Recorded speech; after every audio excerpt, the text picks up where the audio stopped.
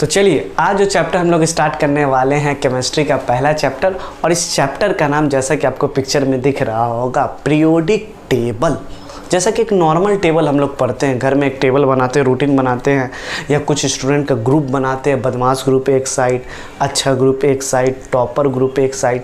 उसी तरीक़ा से एलिमेंट को पढ़ने के लिए, अपने सुविधा अनुसार एलिमेंट को पढ़ने के लिए साइंटिस्ट लोग ने एक टेबल बनाया जिसको क्या बोलते हैं हम लोग, पीरियोडिक टेबल। और आपको पता होगा इसके डिस्कवरी क्लास 10 से आप लोग पढ़ रहे होंगे या क्लास 9 में आप लोग पढ़े होंगे कि पहले जो साइंटिस्ट है उनका क्या नाम था। जैसा कि बैकग्राउंड में आपको दिख रहा होगा, डुबर्नियर पहले साइंटिस्ट है जिन्होंने 3 एलिमेंट का क्लासिफिकेशन किया।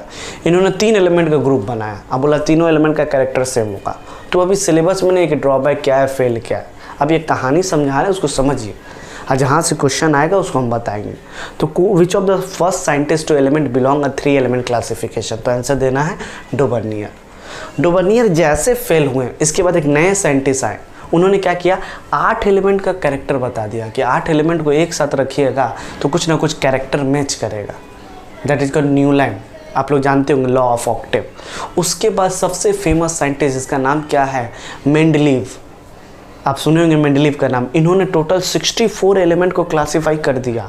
अभी जो ये पीरियोडिक टेबल आप लोग देख रहे हैं, ये जो पीरियोडिक टेबल आप लोग देख रहे हैं, इसमें टोटल दुनिया का सारा एलिमेंट क्लासीफाई है। इवन 118 एलिमेंट के बाद भी यूं ऐसा मिकोनियम, मिनोजियम, नया संस्कृत वर्ड का एलिमेंट लाके यहाँ रख दिया जाता है। तो पूरे पीरियोडिक टेबल में आप अगर ऊपर से नीचे चलेंगे तो इसे ग्रुप, इसी को बोलते हैं वर्टिकल कॉलम। तो टोटल मॉडर्न पीरियोडिक टेबल जिसको हेनरी मोसले ने दिया था, कौन दिया था, और यहीं से इस चैप्टर स्टार्ट होगा कि हेनरी मोसले ने क्या दिया था, मॉडर्न पीरियोडिक टेबल। और इस मॉडर्न पीरियोडिक टेबल में 7 पीरियड और 18 ग्रुप है। कितना पीरियड है, 7। कितना ग्रुप है, 18 ग्रुप है। और हम एलिमेंट को उसके कैरेक्टर के हिसाब से, जैसे आपका खुद का कैरेक्टर होता है, उसी तरीक़े से एलिमेंट का भी कुछ कैरेक्टर होता है। जब उसको सजाइएगा ना तो after a fix interval time, सुने होंगे आप, या तो कैरेक्टर इंक्रीज़ करेगा या तो डिक्रीज़ करेगा। अगर हम बदमाश को अरेंज किए तो बढ़ते बड़ा बदमाश तक बढ़ जाएंगे। तो उसी तरीके से एलिमेंट को अरेंज करेंगे तो एट द इंटरवल के टाइम कैरेक्टर आपको सिमिलर मिलेगा। जब एलिमेंट के कैरेक्टर को स्टडी करते हैं तो इसी को हम लोग क्या बोलते हैं, पीरियोडिसिटी। क्या बोलते हैं इसको, पीरियोडिसिटी। तो भैया क्या क्या नेचर में एलिमेंट का कैरेक्टर है, एलिमेंट बदमाश है कि अच्छा है, मेटल है कि नॉन मेटल है, उसी को हम लोग देखने वाले हैं। तो जैसा कि आपको पहला पीरियोडिक कैरेक्टर एलिमेंट का पता चलेगा, this is called atomic size. और इसी का तो डेफिनेशन आता है एग्जाम में, जैसा कि आपको पता है एटॉमिक साइज क्या होता है। तो इसको फन फैक्ट के लिए एक ट्रिक से सजाएं, देखिएगा और बताइए कैसा लगा आपको। जैसा कि बैकग्राउंड में दिख रहा होगा, एक एटम के बीच में क्या होता है, न्यूक्लियस, और न्यूक्लियस से इलेक्ट्रॉन का जो दूरी होता है, न्यूक्लियस से क्या होता है, जो इलेक्ट्रॉन का दूरी होता है, इसी को क्या बोलते हैं, एटॉमिक साइज। इसी को क्या बोलते हैं, एटॉमिक साइज। ठीक है, इमेजिन कीजिए क्या कि आपके और आपके उसके बीच जितना दूरी होगा, मान लीजिए वो अगर इलेक्ट्रॉन है, अगर आप न्यूक्लियस है, तो आप दोनों के बीच दूरी होगा, डिस्टेंस रिलेशनशिप। तो ये कितना दूरी है, किसी का कम रहता है, किसी का बगल में रहता है। तो इस दूरी को ही क्या बोलते हैं हम लोग, एटॉमिक साइज। इसको क्या बोलते हैं, एटॉमिक साइज। तो कैसे लिखे भैया, लिखने का तरीका पॉइंट ऑफ व्यू तो समझ में आया, लिखे कैसे, the distance between valence electron, जो लास्ट घर में इलेक्ट्रॉन है, the distance between valence electron from isolated neutral gaseous atom is known as atomic size. तो एक एटम का लास्ट घर के इलेक्ट्रॉन से दूरी के लेके यहाँ तक की जो दूरी होता है, इसको क्या बोलते हैं, एटॉमिक साइज। तो आइसोलेटेड क्या, अकेला। आप जिसके साथ टच में हैं वो अकेला होना चाहिए, पता चला वो किसी और के कांटेक्ट में, तो आपका दूरी थोड़ी ना काउंट होगा, उसका भी दूरी काउंट हो जाएगा। समझ रहे हो क्या कहना चाह रहे हैं। तो पहला पीरियोडिक कैरेक्टर क्या है, एटॉमिक साइज है। एटॉमिक साइज क्या होता है भैया, तो एटॉमिक साइज एकदम ईजी है, आपके और उसके बीच जो दूरी है, उसी तरीक़े से न्यूक्लियस और इलेक्ट्रॉन के बीच जो दूरी है, उस दूरी को क्या बोलेंगे, गाना भी सुनेंगे, दूरी सही जाए ना। तो उसी तरीके से न्यूक्लियस से गाना गा रहा है, दूरी सही जाए ना, किसके लिए गा रहा है, इलेक्ट्रॉन के लिए गा रहा है। और इसी को, इस दूरी को आप नाप रहे हैं, कितना दूरी तेरा सहन नहीं जा रहा है, देखें हम, इसी को क्या बोलते हैं हम लोग, एटॉमिक साइज। तो पहला पीरियोडिक कैरेक्टर पता चला। अब पूरे पीरियोडिक टेबल में ऊपर से नीचे आइएगा, डाउन द ग्रुप आइएगा, तो एटॉमिक साइज बढ़ेगा कि घटेगा वही पता करना है। पीरियड में चलिएगा, ऐसे चलिएगा तो एटॉमिक साइज बढ़ेगा कि घटेगा। आप उसके घर में जाइएगा, नीचे से बिल्डिंग के ऊपर चढ़िएगा तो जाने में देर लगेगा कि नज़दीक लगेगा, या घर में ऐसे चलिएगा उसके घर में तो उसके पास पहुंचने में देर लगेगा कि नज़दीक लगेगा। यही तो है कैरेक्टर का पता लगाना। तो पहला कैरेक्टर क्या है, पहला पीरियोडिक प्रॉपर्टी क्या है, एटॉमिक साइज। अब हम देखते हैं दूसरा periodic character, this is called ionization potential. ये भी लिखने के पॉइंट ऑफ व्यू से बहुत इंपॉर्टेंट है कि आयोनाइजेशन पोटेंशियल या इसी को बोलते हैं आयोनाइजेशन एनर्जी। तो ये क्या होता है, इसको कैसे समझे, द अमाउंट ऑफ एनर्जी, जैसा कि आपको बैकग्राउंड में दिख रहा होगा, the amount of energy required to remove valence electron from an isolated neutral gaseous atom is known as ionisation potential. तो कहना क्या चाह रहा है, एक एटम से इलेक्ट्रॉन बंधा हुआ है, मतलब आपके और उसके बीच कुछ ना कुछ जो भी बोले रिलेशनशिप है, आप लोग का भरोसा है, एक ट्रस्ट है, पर पता चला कोई ऐसा आदमी आया जो आपके ट्रस्ट को खरीद ले पैसे से और वो इलेक्ट्रॉन आपको छोड़ के कहीं चल जाए, ऐसा पॉसिबल है? हम बोले नहीं भैया ऐसा पॉसिबल नहीं, मेरा तो शिद्दत वाला प्यार है। जो भी हो, हम इसका कॉन्सेप्ट समझाना चाहते हैं। मतलब एक एटम इलेक्ट्रॉन से बंधा हुआ है, ठीक है, क्योंकि कूलम फोर्स आप लोग पढ़ेंगे आगे जाके हायर क्लास में, तो न्यूक्लियस के ऊपर पॉजिटिव चार्ज है, इलेक्ट्रॉन के ऊपर नेगेटिव चार्ज है, दोनों आपस में बंधा हुआ है। पर हम इस एटम को इतना एनर्जी दिए या उस इलेक्ट्रॉन को इतना एनर्जी दिए कि तुम इसको छोड़ के चल जाओ, न्यूक्लियस को छोड़ के चल जाओ। एक डायलॉग सुने होंगे, सपना को हमरे हवाले कर दे और यहाँ से चला जा। तो ठीक वही कहानी होता है, कोई आया इलेक्ट्रॉन को बोला मेरे हवाले कर दो, तुम यहाँ से चले जाओ। तो जितना एनर्जी हम दिए वही क्या हुआ, वही तो हुआ ionisation energy.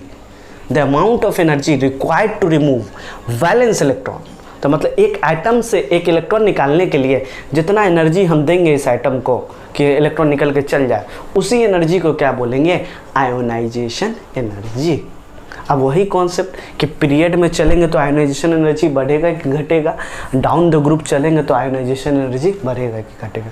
To the point जो एग्जाम में क्वेश्चन आएगा वही करते हैं, थ्योरेटिकल बात नहीं करेंगे कि वर्नियर कौन थे, न्यू लाइन कौन थे, मेंडलीव का ड्रॉबैक क्या था, ये सब सवाल नहीं आता है। क्लास 10 में बोर्ड का पेपर आपको नोट्स डिस्क्रिप्शन में मिल जाएगा, सिर्फ उसी को पढ़ना है। तो पहला कैरेक्टर क्या था, एटॉमिक साइज। दूसरा कैरेक्टर क्या था, आयोनाइजेशन पोटेंशियल। क्या होता है ना, एक एटम से इलेक्ट्रॉन निकालने के लिए जो एनर्जी देना पड़ता है उसको आयोनाइजेशन एनर्जी। आपके और उसके बीच हमको बॉन्ड तोड़ना है, जो एनर्जी देना होगा उस एनर्जी को क्या बोलिएगा, आयोनाइजेशन एनर्जी। उस एनर्जी को क्या बोलिएगा, आयोनाइजेशन एनर्जी। तो यहाँ तक समझ में आया? ठीक है, तो माइक उल्टा लग गया, ठीक है, इसी को क्या बोलेंगे, आयोनाइजेशन एनर्जी। अब तीसरा कैरेक्टर देखेंगे हम लोग पीरियोडिक टेबल का, जो सबसे इंपॉर्टेंट कैरेक्टर है, ध्यान से समझना, इसको नहीं समझोगे काम नहीं बनेगा। जैसे कि आपको दिख रहा होगा, दो इंपॉर्टेंट एलिमेंट को समझिए। पहला एलिमेंट है फ्लोरीन, क्या है, फ्लोरीन, और दूसरा एलिमेंट है क्लोरीन, क्या है, क्लोरीन।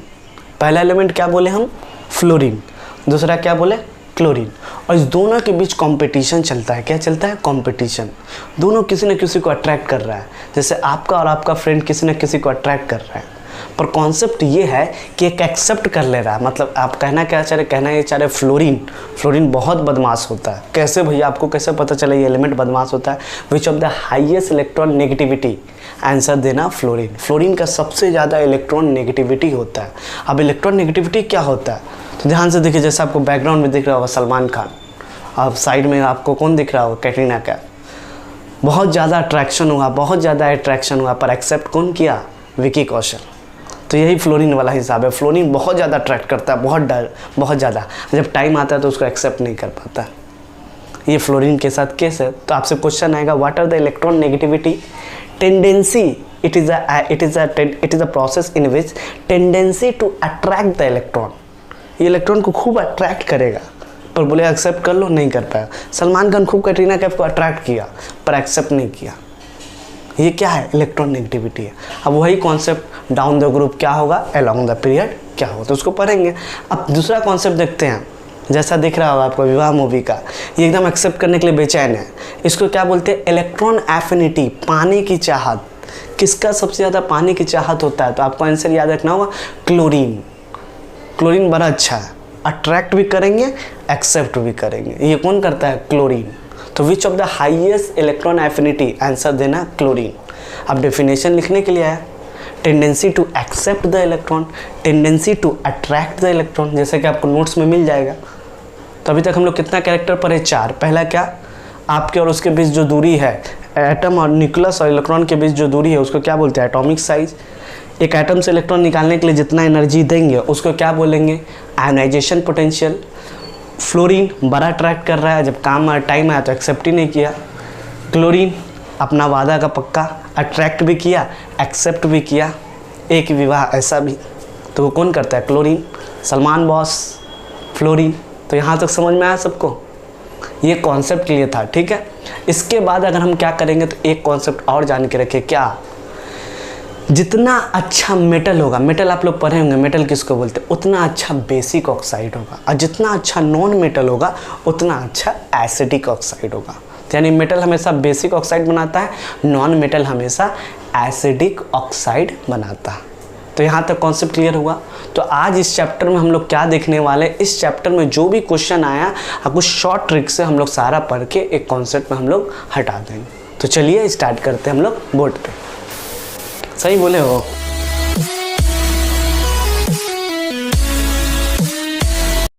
तो चलिए अब हम लोग देखते हैं बोर्ड पे, चलिए अब हम लोग देखते हैं बोर्ड पे कैसे कॉन्सेप्ट को क्लियर करते हैं। तो सबसे पहले आपको दिख रहा होगा, अगर हम पीरियोडिक टेबल में डाउन द ग्रुप चले, जैसा कि आपको फर्स्ट ग्रुप दिख रहा है, हेली, नाके, रब से फरियाद, तो इसको लेकर हम लोग कॉन्सेप्ट को समझते हैं कि आयोनाइजेशन पोटेंशियल बढ़ने वाला है, electron affinity down the group जाने पे क्या होता है, डेफिनेशन तो हम लोग इंट्रो में देख चुके हैं। तो जैसा कि आपको दिखा होगा कि हाइड्रोजन का एटॉमिक नंबर कितना है? 1। तो पहले घर में कितना सेल है? 1। लिथियम का एटॉमिक नंबर कितना है? 3। पहले घर में 2 फिर 1। सोडियम का कितना है? 11। तो पहले घर में 2 फिर 8 फिर 2। पोटेशियम का 19। आपको इलेक्ट्रॉनिक कन्फिगरेशन तो आता होगा, इतना तो उम्मीद है। 2 8 2।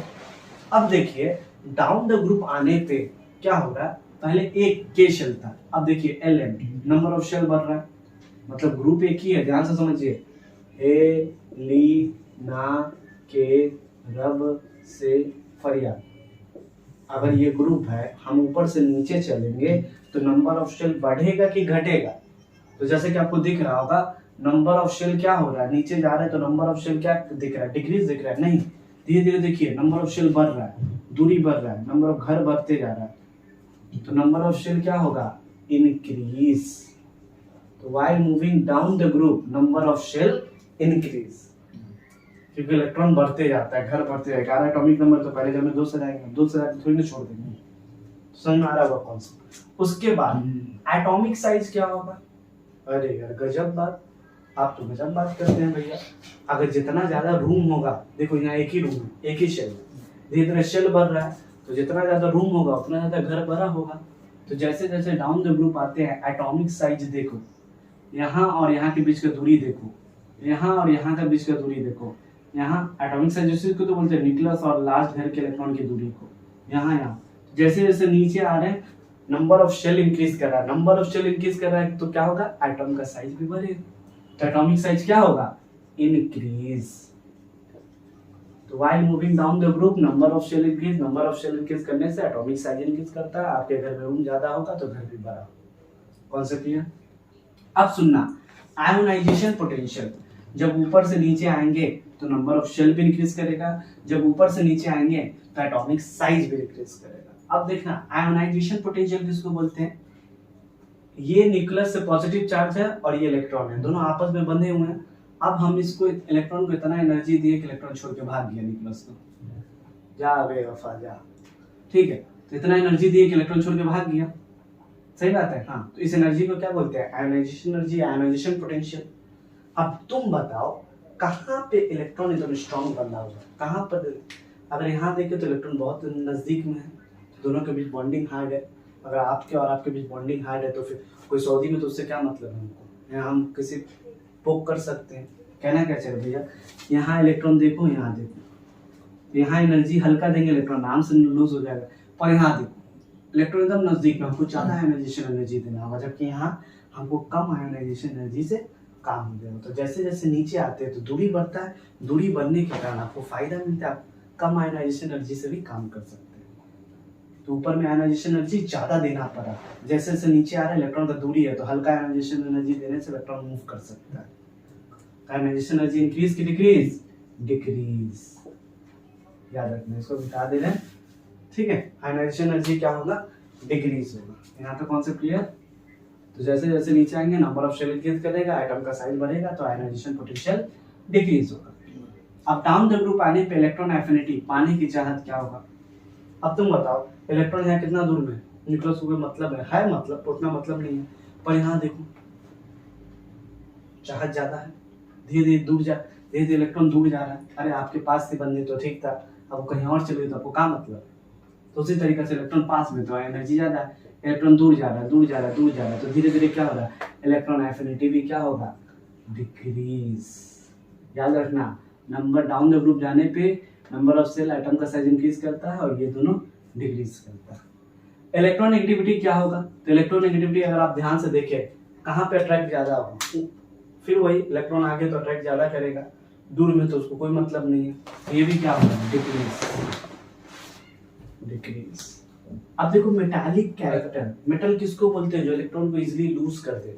मेटल किसको बोलते हैं, जो इलेक्ट्रॉन को इजीली लूज करते। और यहाँ देखो कितना दूर में, तो यहाँ इलेक्ट्रॉन जल्दी लूज हो जाएगा, पर यहाँ देखो बंधा हुआ है, हमको आयनाइजेशन एनर्जी ज्यादा देना पड़ेगा।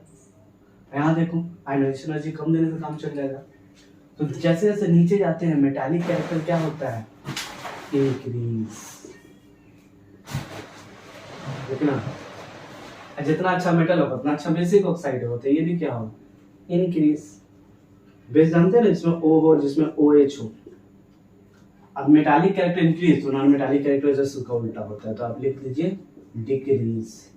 तो जितना अच्छा नॉन मेटल उतना अच्छा एसिडिक ऑक्साइड, तो ये भी क्या होगा, डिक्रीज।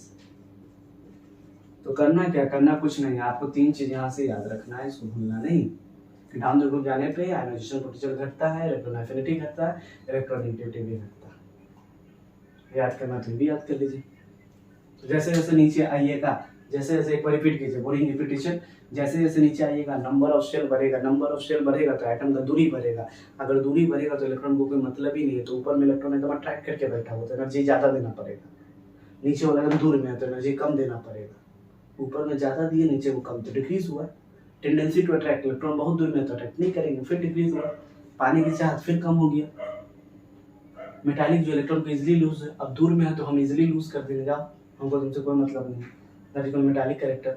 जितना अच्छा मेटल होगा उतना अच्छा बेसिक ऑक्साइड होगा, जितना अच्छा नॉन मेटल होगा उतना अच्छा एसिडिक ऑक्साइड होगा। इसी का एक शॉर्ट ट्रिक पीरियड में, ये तो ग्रुप में बताएं, पीरियड में क्या होगा, जिसका रिवर्स कर लो, इंक्रीज तो इधर डिक्रीज, इंक्रीज तो इधर डिक्रीज, इधर डिक्रीज तो इधर इंक्रीज, इधर इंक्रीज इधर इंक्रीज, इधर फिर उल्टा बताओ, डिक्रीज डिक्रीज इंक्रीज इंक्रीज, हो गया।